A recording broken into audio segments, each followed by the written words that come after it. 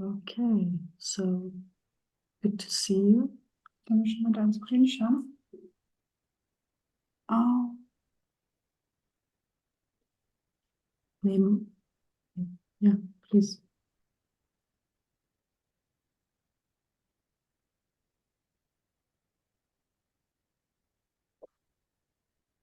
One moment. Okay. So I welcome all of you to our second Canadian-German webinar today. The title is Almost 2 Years of War and Millions of Forced Migrants from Ukraine, a comparative perspective on the current situation and its governance in Germany and Canada. My name is Felicitas Hillmann. I'm here at Technical University Berlin together with Anne Ziegler. I'm head of the project Paradigm Shift New Outlooks, which is funded by the Ministry of Labor and Social Affairs. In a way, our project is an outcome of the big international migration conference we had in Berlin in September 22. We host the NUPS network and a network of friends. So this is a network with very dedicated scholars. And I want to give you some introduction into why we do the webinars and what do we do. So what are we speaking about? What are we speaking about? One moment. Yeah. So in short words, why do we do this series of webinars? We think that reliability and trust in the judgment of established scholars on current dynamics of migration is key to an understanding of our society as a whole. There is no holy grail of knowledge in the field. So we scan the field, we pick up the most promising scholars and contributions, and we put together the webinars as a starting point for any discussion. Second point, we think that migration is never a fast fix for any dysfunction in society. So we want to get away from the mere economic perspective on migration and see it as a more social and demographically important issue. So all migration scholars know that migration is a messy business. It's full of misinformation, it's disinformation, it's wishful thinking for many of the migrants. So we need to speak about it. Third point, we see more violent and enduring conflicts which cannot be solved on the spot, but span continents by the way of diasporas today. Fourth point, migration is part of the wicked problems and chances our societies have to deal with. So we think it's time to speak and to think openly among two leading migration countries, which are Canada and Germany. And our webinars are thought to start the discussion. They are dedicated to the comparison of the governance of migration in the two countries. They shed light on topics with a high relevance for social policies. We had a webinar in December on the governance of welcome. We had a next webinar we have our next webinar now, and we have a third one on March 19th on the sponsorship models versus social policies. So what can we do? What should we know about the situation by now of Ukrainians in Europe and the world? Russia's full-scale invasions in Ukraine in February 22 has provoked the largest refugee migration in Europe since the end of World War II. So Germany and Canada face very different numbers of refugees, as you will see in a moment. They have reacted with different approaches and support schemes. They differ in their social policy responses, and they show different strategies and trajectories of the migrants themselves. Just think about the different mindsets you have. If you do not know if you should stay or go, so remaining near to the country where you come from, or if you decide to go for good to Canada, for example, so totally different. For both countries, there is a need to think about the management and the implications of temporary support that is crucial for the long-term perspective of integration. So, as I said before, we think we should go beyond an understanding of migration, beyond the narrow idea of economic benefit, and see that rather as part of democratic development and transformation of societies. We shouldn't repeat the failures of the guest worker system in a way.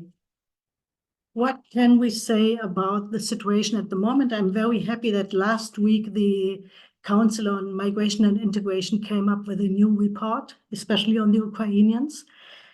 And that report says that 1/3 of the 44 million Ukrainians have already left their homes, at least temporarily, that 6 million people could find protection in European countries and nearly 400,000 outside Europe. So there is a big solidarity among the European countries. Germany has been the country hosting most Ukrainian refugees in absolute numbers. Poland, Czech Republic, Slovakia, and Bulgaria host most refugees when it comes to the share of the total population. It must be said that Germany already proceeded 1.15 million applications for asylum in the years 2016 and 17. So we have to add this when we think about accepting more migrants. Europe has activated the Temporary Protection Directive, which has been prolonged to next year, March. This is what we can know, what the report is saying. Some cornerstones for you before we start. We have the Temporary Protection Directive, which allowed for a fast and uncomplicated reception of refugees without having to stick to an asylum procedure. Minimal standards adopted vary for countries, and Germany granted access to people with an Ukrainian passport, stateless people, which were under international protection already in the Ukraine, the relatives of the two groups, those who stayed longer than 90 days in the Ukraine, so no tourists, and who could prove that they can't go back to their countries. Germany here, and this is what the report is saying by the Council, and I think we must underline this, is Germany has acted in a very generous way. Until May 22, the refugees received the same support as recognized asylum seekers. From June 22 on, they got access to social welfare benefits, so Grundsicherung, Bürgergeld, Kindergeld, and insurance also covered by federal resources. The Ukrainian refugees have the right to access 900 hours of language training, which we will see later on is an important asset when it comes to labor market policies. And they had for some time free tickets with the Deutsche Bahn. What do you need to know before we start our comparison? You need to know that in Germany we have about 80% women of the refugee population, Ukrainian, and half of them with children. 72% have a university degree. So it's a highly educated group we see here. In early 2023, 18% were employed, but most were looking towards taking up an employment soon. And I think Mrs. Falkenhain is telling us more about that. Many still commute between Germany and Ukraine, and they have high hopes to return. The number of those who decide to stay after time increases. That is what we can say by now after 2 years. Concepts for a return and reconstruction of the Ukraine are needed and are on the way. Returning Ukrainians will play a key role, for example, with educational partnerships and so on. Frank Duell von Emes in Osnabrück is working on that Prague process. Just to keep it short, I want to introduce you into the program of the next hour or so. We have Dr. Andreas Ette from the German Federal Institute for Population Research here. Hello, Andreas. He's speaking about the quantitative dimension. And so does Professor Dr. Feng Hu from the Division on Social Analysis and Modeling from Statistics Canada. So that is the quantitative part. We then go more in depth with the qualitative picture. We have Professor Dr. Milana Nikolko here. She's a research professor at Carleton University. We have Dr. Mariella Falkenhain. She's deputy head of the Division on Unemployment at the Institute for Employment Research in Nuremberg. And we have, last but not least, Professor Dr. Adèle Garnier from the Université Laval in Quebec in Canada. She's a professor of geography at Université Laval. Each speaker has about 8 minutes. The event is recorded. The discussion is not, so we want this to be very free. Please make use of the chat function and engage in the discussion. And we wish you lots of fun now for the next hour or so. Enjoy. Please, Dr. Ette, please go ahead. Thank you.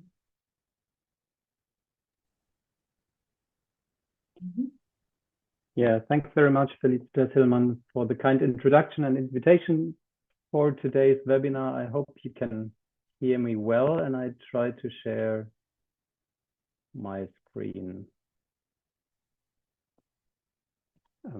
Perhaps you just give me a short feedback whether you can see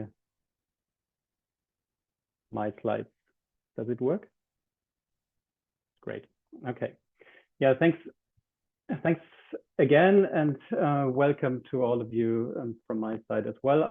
As Felicitas Hillmann said, I want just to give you a short introduction about the Ukrainian refugees in Germany, and I want to talk in particular about the trajectories of social participation during the first 18 months after the beginning of the Russian invasion into Ukraine, and what we've seen during those first 1.5 years.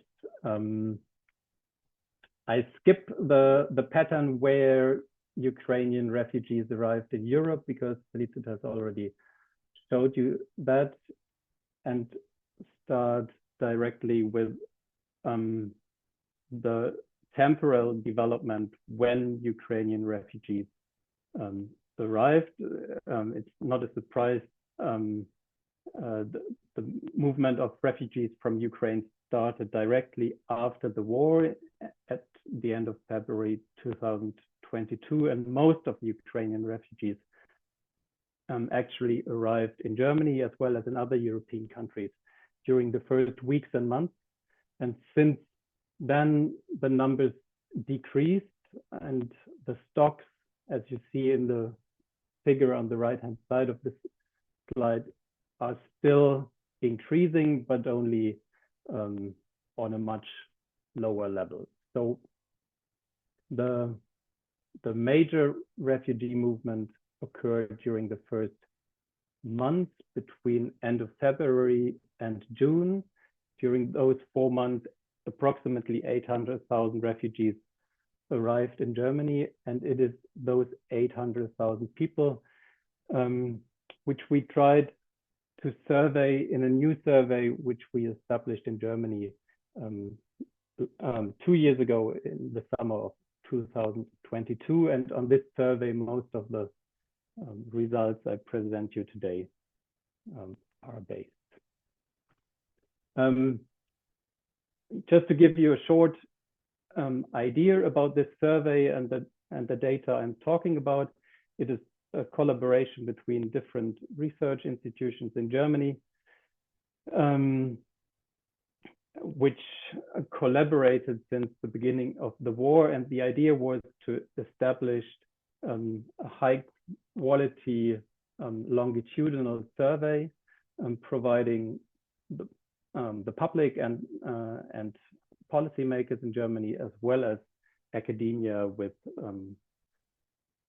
recent and high quality data. So the idea, as the slide shows you, was to draw a random sample of Ukrainian refugees who arrived in 2022 based on Germany's population register, and who arrived between February and June. And it was around 10,000 people who participated in the first wave of this survey. And since then, we conducted another 2 surveys, or another 2 waves, a second one between January and March 23, and a third one in summer 2023. And it is only in a few weeks' time from now that a 4th wave will start interviewing the same people again. So, but as I said, so it's the first 3 waves, the data of the first 3 waves I used to present some results in our webinar today.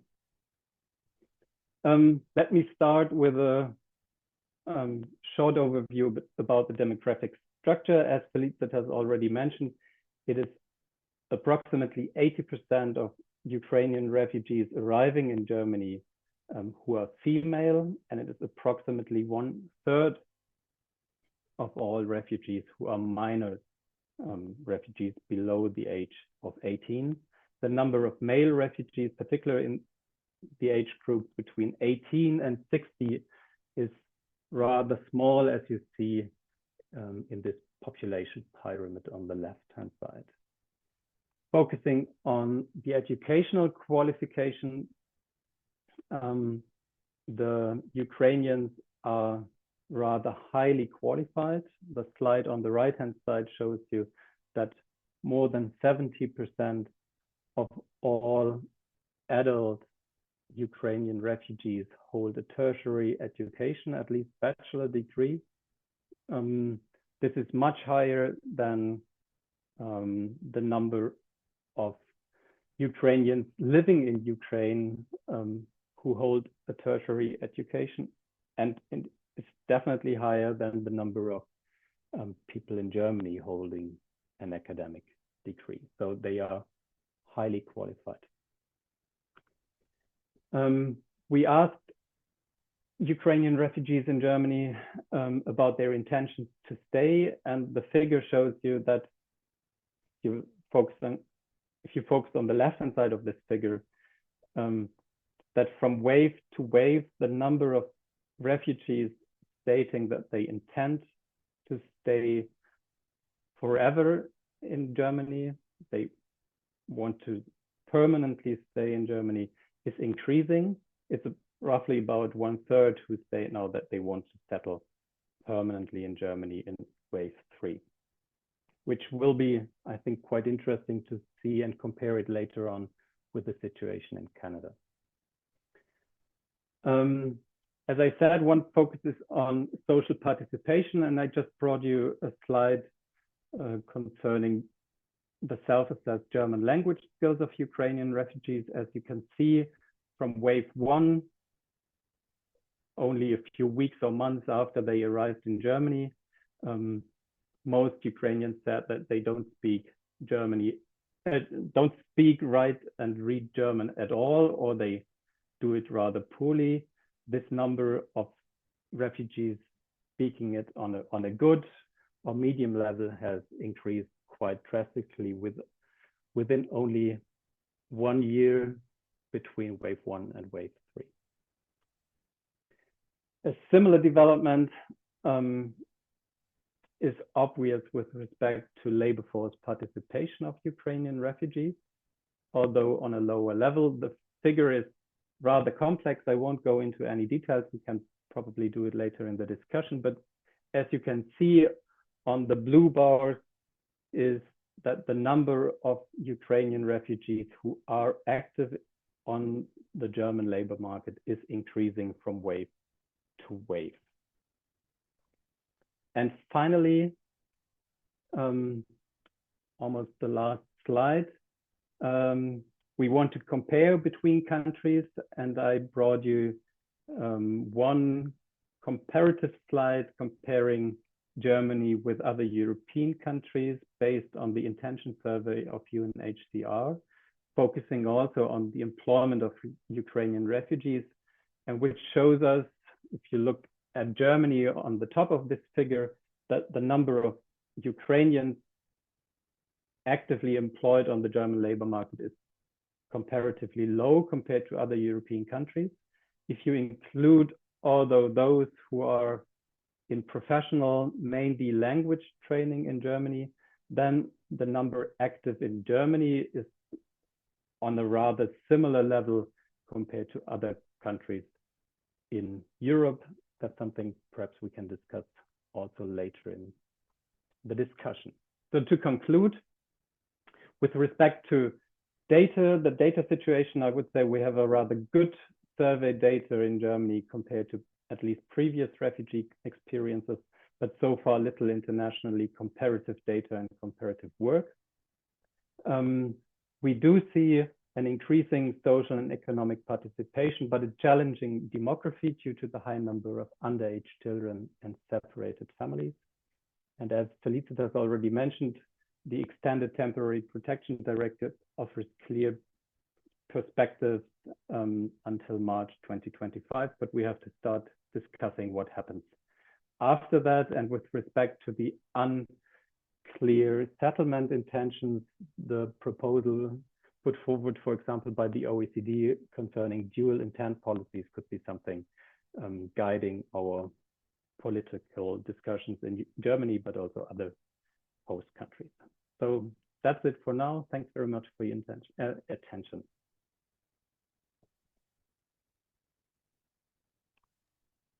Thank you so much, Andreas, for presenting this picture on the quantitative side we see in Germany. I would ask Feng Hu now to come in for the Canadian side. I'm looking forward to this. Thank you.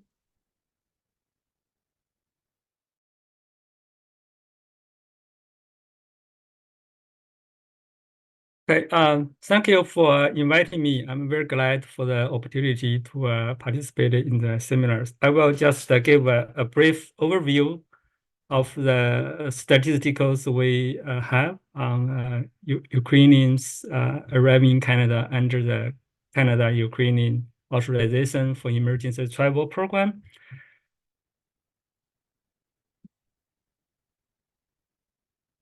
So starting from early 2022 until end of last year, Canada have received about 1.2 million applications to the Canada-Ukrainian Authorization for Emergency Travel Program. And Canada has so far approved 960,000 applications. And 210,000 already arrived in Canada by the end of 2023. Among them, about 90% have received work permits or study permits, so they can legally work or study in Canada. Almost all of them have requested transitional financial assistance, and almost 90% also received registered for provincial health services. The information on their socio-demographic characteristics is based on a survey conducted by Operation Ukrainian Safe Haven, and I thank Professor Adela Gardier for pointing me to the survey, which I was not aware of. So the survey, by the end of 2023, the survey received respondents from about 7,000 families, and that's representing about 18,000 individuals. So in terms of gender composition, slightly more respondents are females, about 51%, and about 31% of the respondents are under the age of 18, and about 40% are the prime working age between 26 and 40. About 77% of the respondent said they have intermediate or higher level of English. Another 5% have like sufficient French language ability. Among those who participated in the labor force, the Ukrainians are highly educated, as what Andreas just mentioned in German as well. 70% hold bachelor's degree or higher. In terms of their labor force participation, almost 68% intended to work. And among those who fund jobs, like about almost 50% fund job within the first month. Among those who are in the labor force, about 87% of male workforce participation, and 73 females are employed. In the 26 to 40 age group, the main occupations include technology, manufacturing, transportation, and construction. And in the older age group, 41 to 65, The main occupations including finance, insurance, education, retail, and construction. The regional distribution of new arrivals very much follow the existing Ukrainian Canadians. Basically, almost 75% went to 3 provinces: Ontario, Alberta, and Manitoba. That's where most Canadian-born Ukrainian are living. And the main factors, according to the survey, for their locational choice are job opportunities, the location of family and friends, and cost of living. And also 92% of them intended to apply for Canadian permanent residence. So those are based on the mostly based on the survey results. In terms of the national level data availability, from the 2021 census, we can get socioeconomic characteristics of existing Canadian community, Ukrainian communities. And from the Canada's immigration department, we have the work and study permit data. From that data, we can get the social demographic characteristics for work permit holders and the level of intended study for study permit holders. We already have data for the 2022 arrivals. By this time next year, we'll have the data, national data for the 2023 arrivals. And also we have immigration landing files. With that files, we basically have the record of their information at the time of landing. With that data, we can study new Ukrainians' retention status, whether they're still in Canada or they already left. And also we can figure out how many have made a transition to a permanent residence. And that data will be available starting from this time next year. Also, from tax administrative data, we can have like a very a large like data set. We can find the information on earnings, on their whether they receive government transfers, and if they work, what kind of industry they were in, and also their geographic mobility. And the data will starting become available around this time next year. And finally, to get a really broad picture of the socioeconomic outcomes of Ukraine in Canada, we probably will, the best data source probably will be like 2026 census, and that will be available about 3.5 years from now. So that's all from me for now. Thank you.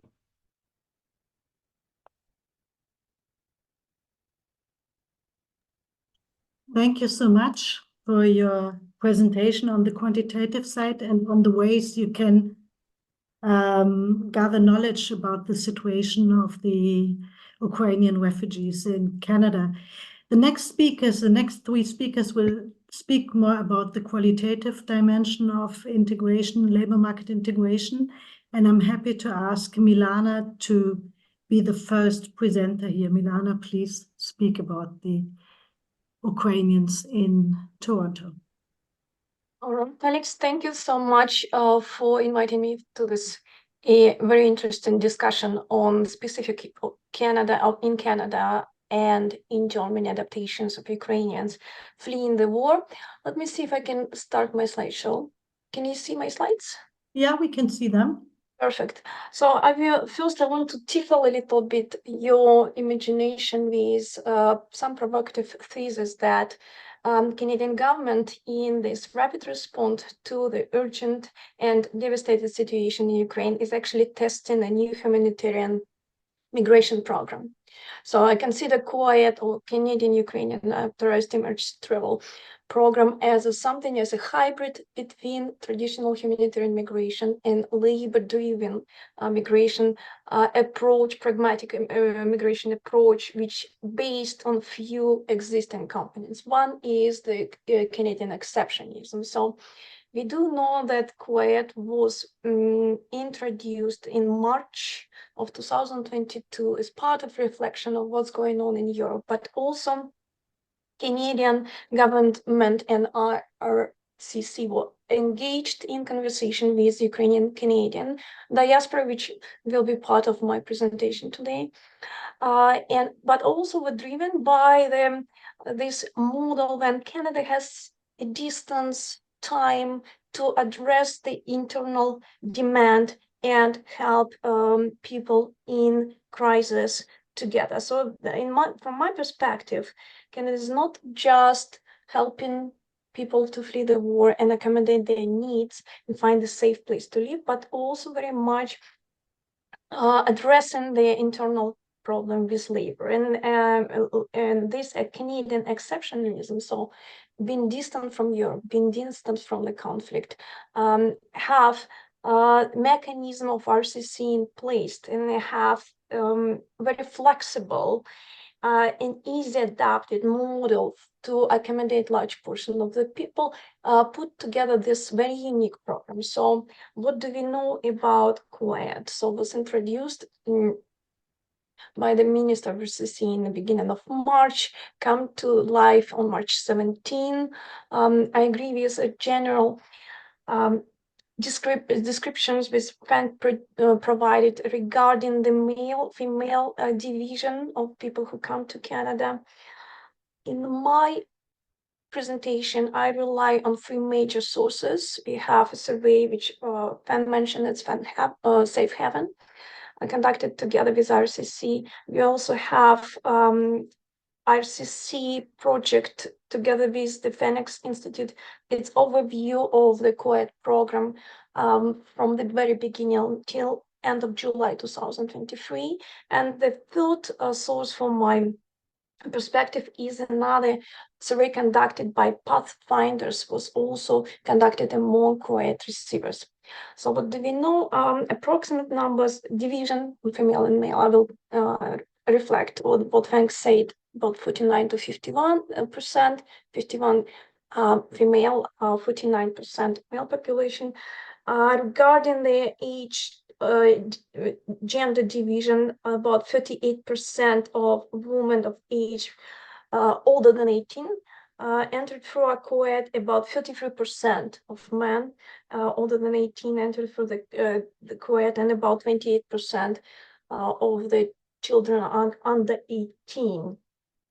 In order and regarding seeing the perspectives of accommodation in Canada, the given results between three surveys, so a bit vary, so we can, but they're still very, very high. About 70 to 80% of the people who were surveyed seeing themselves as staying in Canada, and it is big question, temporarily or permanently.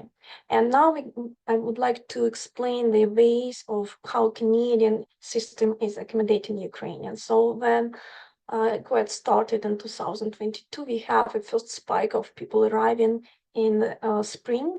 Then we have sustainable growth of people coming to Canada. We're slowing down a little bit arrival process right now, but we're expecting one more significant spike right before the program will be ended. And let me explain you all specifics and details. So it is a visa program. So you cannot just enter the country, you have to have a visa to get to Canada. So it's clearly regulated migration flow. But the specific of this program, we have no cap of arrivals to Canada. We have fast forward the biometric collection, very strong and fast identity integrity check. Approval rate is for COAT holders is outrageous. It's 97% according to this Phoenix RCC overview produced in this fall. All visa-related fees waived, and we already discussed the worker study permits issued to arrival for 3 years. We also see that pre-arrival medical exam was still late and now being required for people who seeking to work or study in Canada, right in Canada, and could be accessed in Canada. So we also see that because of the demand, because of the scale of migration, we have large redistribution of labor forces inside of IRCC, which quite often considered by other ethnic groups as a reason for delay in their review of their applications and other kind of streams to get to Canada. So it's irritated for some for other immigration groups. This package also comes with one-time financial support for people arriving to Canada. Considering that new POET model as a hybrid, I want to mention that federal government actively engaged provincial level and community levels in order to redistribute the burden of this large portion of people arriving to Canada. So we do have provincial response, we have the provinces issued health insurance, we have access to language programs, majority. It's a bit vary in terms of duration, but it's free for all Ukrainians, this quote. Sorry, it's actually free for a few months and then minimal fees. We also have mixed model of fundings for settlement with federal and provincial government try to accommodate issues, but also ethnic communities, Ukrainian communities were staying and supporting Ukrainians coming via quote. Some universities provided with revision or completely removed international tuition fee for co-ed holders, but I would say, based on my experience, Carleton University, where I work, provide this service for Ukrainians just for 1 year. Now it's back to normal. We also have the specific provider organization engaged in the process of adaptation and helping Ukrainians to adapt to Canada. So what are the major dates in terms of development and actually finalizing COED program? So temporary measures and support on the provincial municipal level and will exist till July 15, 2023. March 31st, 2024, it's the last day to enter Canada under the COED special measure. And on March 31st, 2025, it's the last day when Ukrainians and their family members who are in Canada and temporarily can benefit from settlement services. Canadian government already introduced new permanent residence pathway for Ukrainians. It's open until October 22nd, 2024. It's actually a program for 1 year. It is directed towards Ukrainian nationals and their spouses. And there are a few important components. People must be present in time of application. In Canada with temporary residence status, they have to have a Canadian citizens or permanent resident family member in Canada. And regulation of this particular category of family member quite specific. It's a spouse, it's a parent, it's grandparent, and sibling. So that's quite a small number of people who can elaborate on this particular pass for you for the permanent residence in Canada. So in Pathfinder's review and survey, we see that a majority of people who obtain COED now consider to use another mechanism to obtain permanent residency in Canada. I mentioned that overwhelming majority, between 17 and 80%, based on the surveys, aiming to stay in Canada.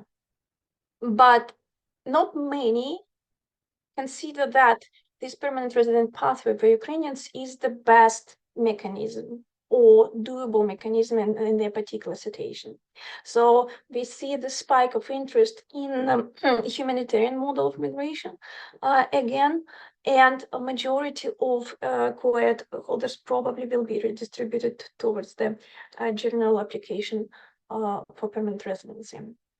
specific of Canada, and when we provided information about Ukrainian adaptation in Canada and the engagement in the workforce couldn't be explained without understanding what's the role of Ukrainian Canadian diaspora in accommodation of this large portion of people fleeing the war and arriving to Canada. This is just a few screenshots of, they're quite similar, but these screenshots were produced in the first days March and April. These particular websites were produced in different cities by Ukrainian Canadian activists in order to explain, accommodate, and help new arrival Ukrainians. So political and social, cultural, and economic mobilization of Ukrainian Canadians are an important component in this new hybrid model of humanitarian migrations, which I think will be sustained not just for Ukrainians, but for other groups in danger. So Ukrainian diaspora mobilization and networking is important component of adaptation of Ukrainians via co-ed. We're talking about large portions of institutional and organization capacities of diaspora.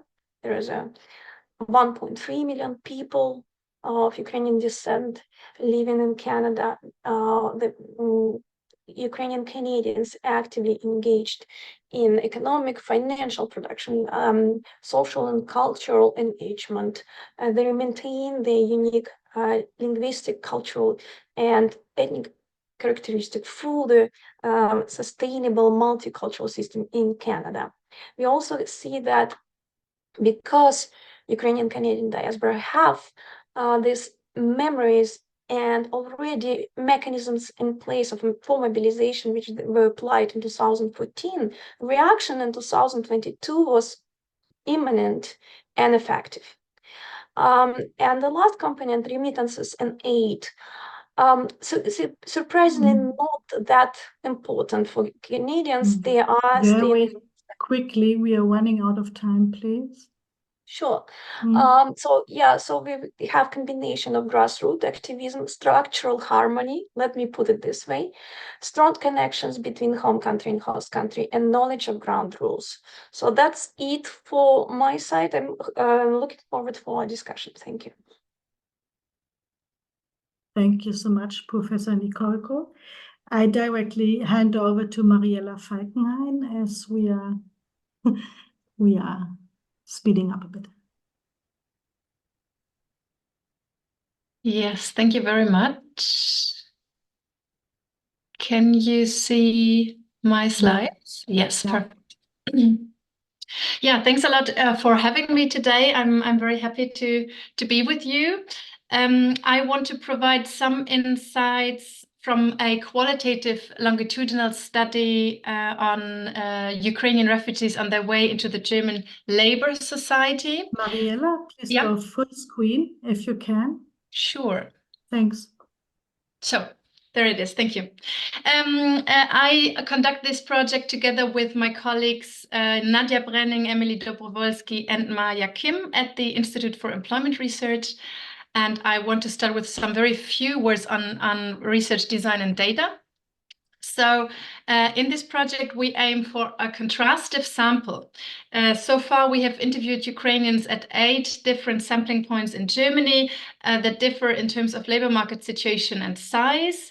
We have talked to people from different regions in Ukraine, people of different age groups and with different family constellations, and also with different educational background and employment situation in Germany. But we can say that our sample largely mirrors the broader population.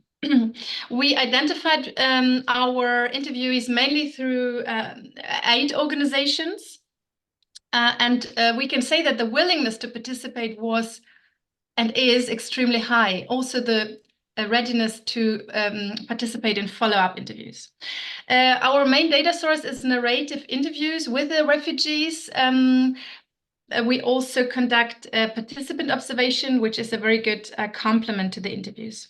And the finding that I will present today come from the first of 3 field phases.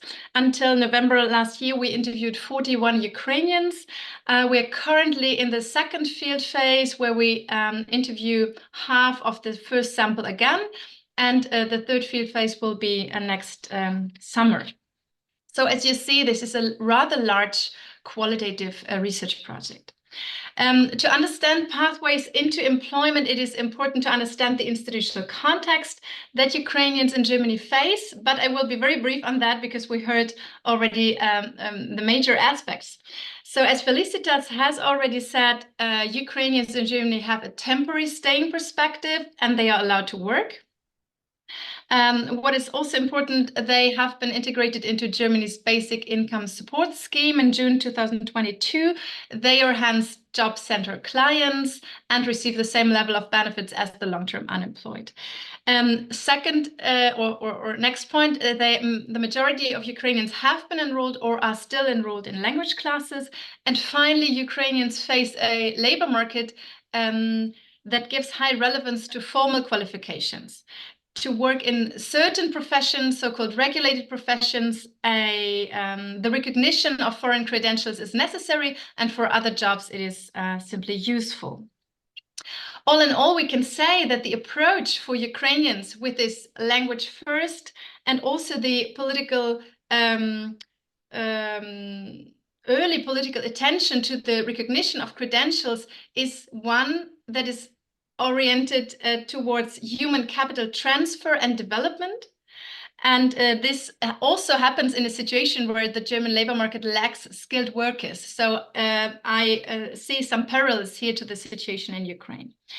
Recently, political pressure to increase the employment rate of Ukrainians has grown in Germany, and the German government announced a policy turn, to which I will come back in a minute. To understand pathways into employment, we have examined how this institutional context that I just outlined is subjectively experienced by Ukrainians. And we argue that experiences are relevant because they can be consequential. We have also studied attitudes of Ukrainians towards work because we expected both to be interlinked. So the work motivations, work intentions on the one hand, and subjective experiences of a welcoming system on the other hand. In terms of attitudes to work, we were interested in how Ukrainians speak about employment in Germany, how detailed their plans to work are, how specific, and what generally work means to them. And what I'm presenting today is only an overview, certainly, and it's also work in progress, so feedback is welcome. What we find, or the key finding, is there is a lot of heterogeneity in both aspects. Regarding attitudes to work, we have some Ukrainians for whom work is out of sight. These are people in critical life situations who suffer from trauma, for instance, that is sometimes related to the war, but sometimes also due to other factors. One woman, for instance, has her husband fighting in a special battalion at the front line, so she is currently unable to think about work in Germany, to think about taking up a job, preparing for this, etc. Then we have others who are not in critical life situations, but they find themselves in provisional states, if you want. They are busy with childcare duties, especially women. They search maybe for an apartment, and they also search for orientation. And often these people do not have a clear long-term staying perspective, and this group is one that has postponed the plan to work. And for others, the job readiness is really high. These are, for instance, people who have very precise plans to work in their original profession. But also others, we have others who show a lot of flexibility as to their first job in Germany. And for all of them, for whom job readiness, who are very job ready, we find that the psychosocial relevance of work is extremely high. And the experiences with the system are equally diverse. For some, the requirements of the system are overstraining. For instance, the traumatized woman that I just mentioned, she had to pause the language class as it was too much for her. In the interaction with the bureaucracy, she feels mute and helpless, and she even avoids contact with the job center. Others that we have in our sample would like to start a job immediately, but they are held back by civil society actors and also job center staff who warn about quick dropouts from welfare and poor jobs if people do not speak sufficient German. So these people, these Ukrainians, experience the system with this focus on language learning as kind of an obstacle. And this is one of the broader patterns that we see. Many face difficulties in learning German. The structure or pace of the language classes seem problematic for many. Some have report, so what we see is a perception of failure given limited progress that they made maybe in the last 1 or 2 years.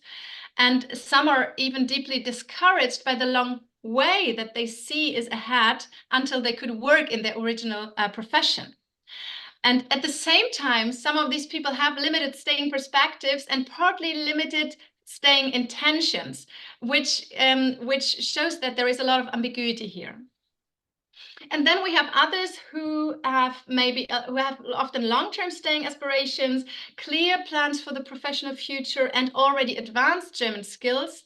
And those people see the job center support and the language classes as a big opportunity on their way. They are ambitious learners and demand support, which often helps them to get more out of the system in turn.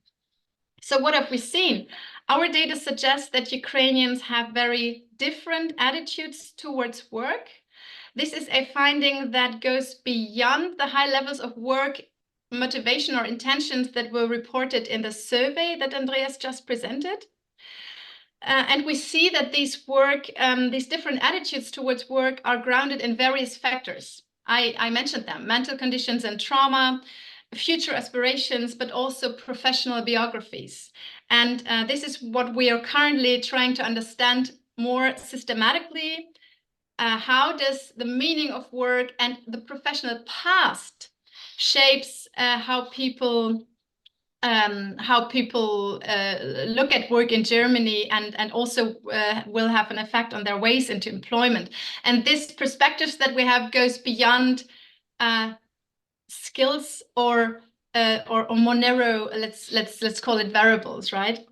The second finding is the German system that is oriented towards human capital transfer and development is experienced very differently by our interviewees.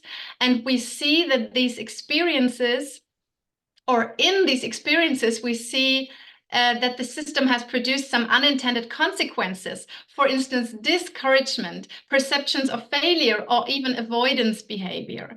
And in turn, this might, and we see this does affect the trajectories of Ukrainians. And now I have suggested that earlier the German government has announced a policy turn, the job turbo for labor market integration, that is about to start and to take effect now. Ukrainians, according to this new policy, should enter the labor market more quickly and also with little German skills. And in our project, we will examine how Ukrainians in different life situations experience the new requirements and demands. And especially as to people in critical life situations, we are skeptical as to whether increased pressure will be an adequate solution. But this is only a hypothesis, so we have to see how it works out. And this was it from our project. I look forward to the discussion. Thank you very much. Thank you so much, Mariella, for those insights in a more qualitative nature, focusing to the system. Is it encouraging, or is it disappointing for some? I would like to invite our last speaker, Adele. Please go ahead.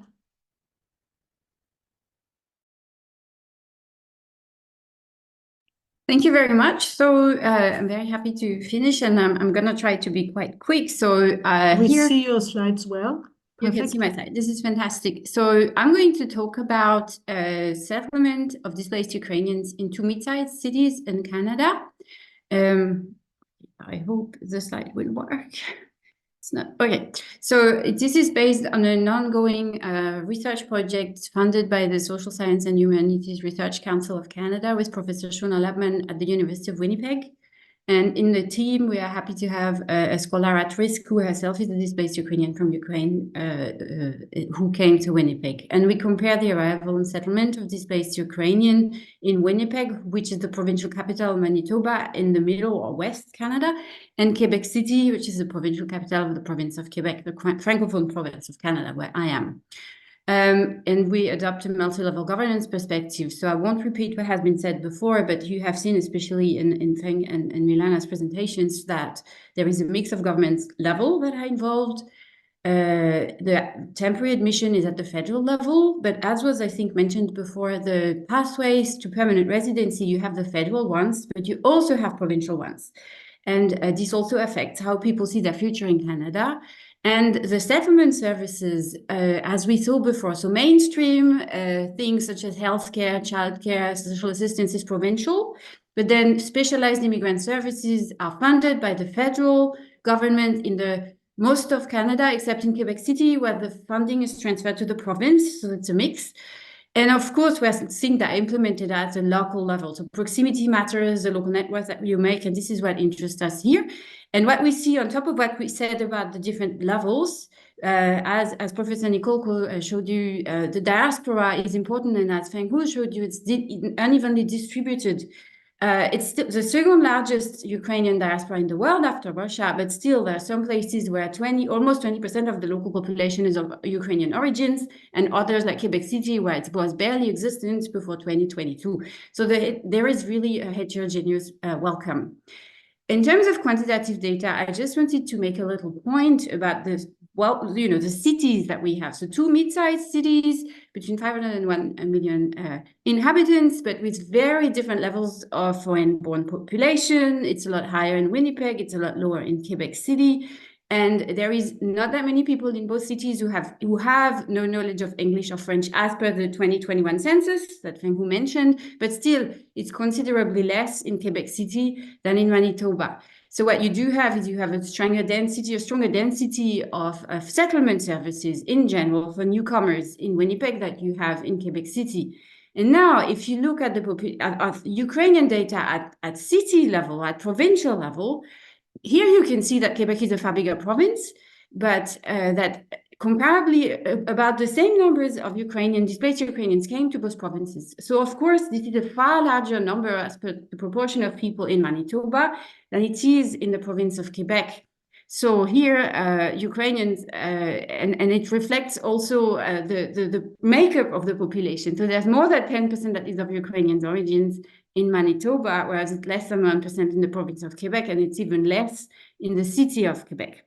So we said before that at the national level, the 3 provinces that receive the most displaced Ukrainians are Ontario, with really the bulk. A lot of people, it's also the province with the most inhabitants, a very large proportion of them are newcomers to Canada.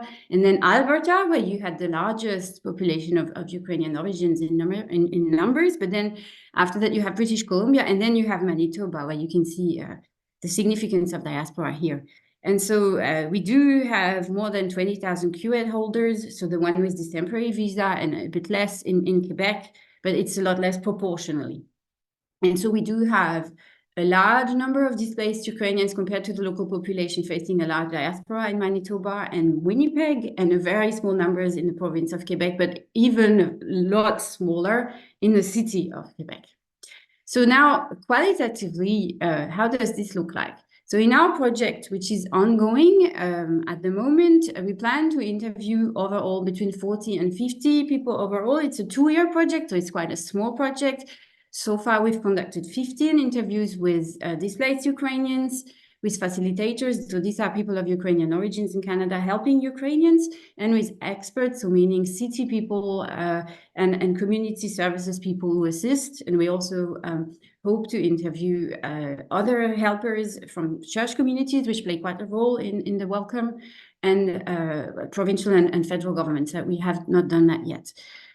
What we can see is that the structures of welcome and the social mobilization is very different. So Winnipeg is driven by actual provincial leadership. So this is really at the provincial level that things made a difference in Manitoba, where there was a very organized emergency response to the arrival and preparedness for the arrival of displaced Ukrainians. And what they did is they implemented a provincial reception center in a hotel near the Winnipeg airport, which is kind of a one-stop shop for services specifically for Ukrainians. You have to know that the federal government funded 2 weeks of free hotel for displaced Ukrainians in city where this was available.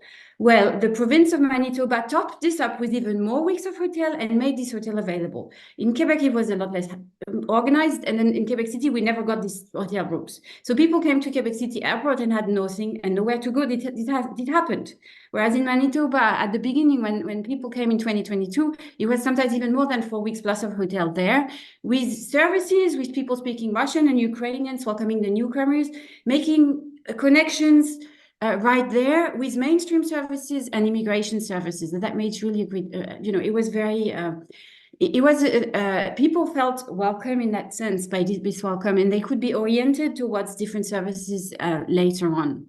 Manitoba also provided fairly comparatively generous access to childcare, so that because we see like quite a number of women and children, it's not as disproportionate a woman in the Canadian context compared to the German one, but still that was quite important. We also saw a large member of population solidarity in the streets, and you do have, because you have such an established diaspora, you have language classes, a lot of the existing settlement services have personal staff who speaks Ukrainian and Russian, and of course you have a very strong presence of Ukrainian Congress in Canada in Manitoba.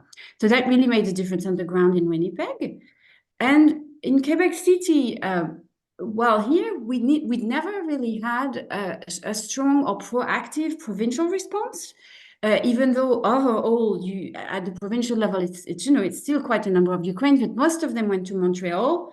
And so there were delays in the way settlement services organized with the province as to what services they could offer, meaning the first arrivals and the settlement services where it was very difficult. There were delays in the response for them. And then, which meant that informal support was very important, be it for the very small Ukrainian diaspora that we already had in Quebec City, but then also other actors. For instance, the Orthodox Church here played a role, or the different Orthodox churches with the arrival of Ukrainians.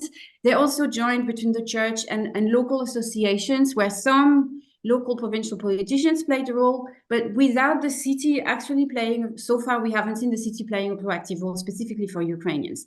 Sports played a big role so hockey, Quebec City is a hockey place, and we saw a very strong mobilization of some people welcoming young Ukrainian hockey players, and this actually, because it was a big advertisement in the local media for this. So it's a very specialized small local network, but it was from people who had nothing to do with immigration before, but were very much into sports and had contacts with the Ukraine with this, so that's also played a role.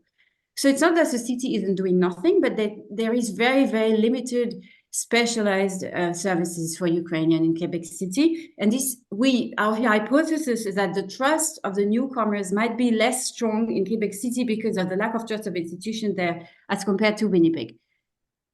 I'm not going to speak now about jobs because I don't have the time, but in terms of future resources or research that we could do, it would be interesting to focus at the qualitative level of interprovincial mobility, because so far, at the survey that Fengu mentioned, is that there isn't so many indication on levels of interprovincial mobility. However, in the future, given the different perspective for permanent residency, and they're actually worse in Quebec than elsewhere, we might see displaced Ukrainians moving to other provinces. We will see. It will be interesting to see, to have a gendered perspective, and this resonates actually with someone who asked a question in the public.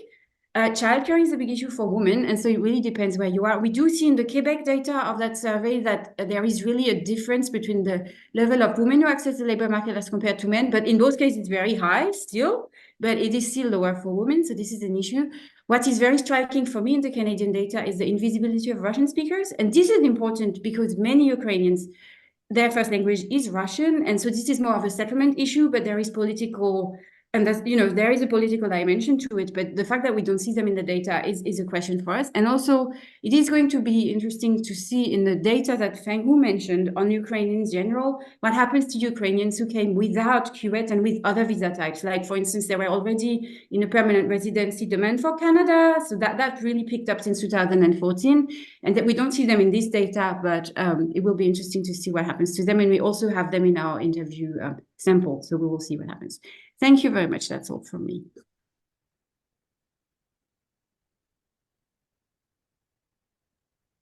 Thank you so much, Adele, for your presentation and for showing us how different it works for different cities. We are quite running out of time, but we have questions in the chat, and I would like to ask either Lorraine to ask her question herself, or I can read it from the German side. I'm curious. Excuse me? The recording? Yeah, sure, Yeah, I we can. stopped the, yeah.